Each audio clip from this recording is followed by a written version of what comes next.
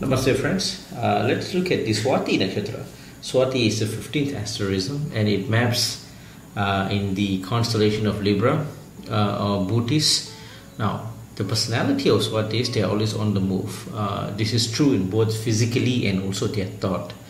If there's one thing if they want in life for the Swati people, say if you were born under the graces of Swati, if there's one thing that you want in life is to see the world, right? That is what you crave for. You're highly religious and you follow the path of honesty. You keep changing your views from time to time and never get satisfied with a single answer, right? You're always looking at various avenues, in order for you to get into a conclusion. Which also means that when it comes to trusting someone, it will take a very, very, very long time for you. Swatis are ruled by Lord Rahu, so his graces will definitely be showered on you. His skills in communication and also in acquiring wealth, Rahu is known for these two, communication and acquiring wealth, comes to you effortlessly, right?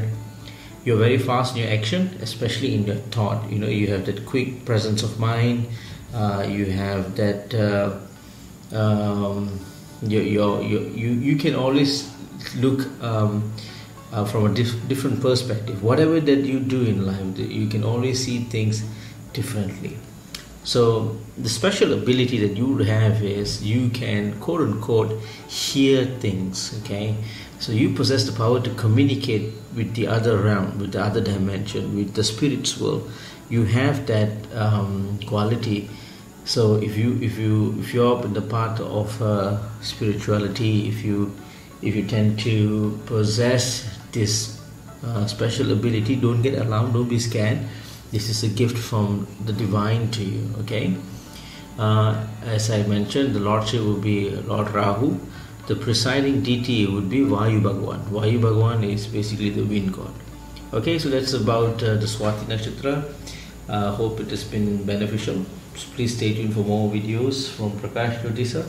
Till the next time, thank you. Namaste.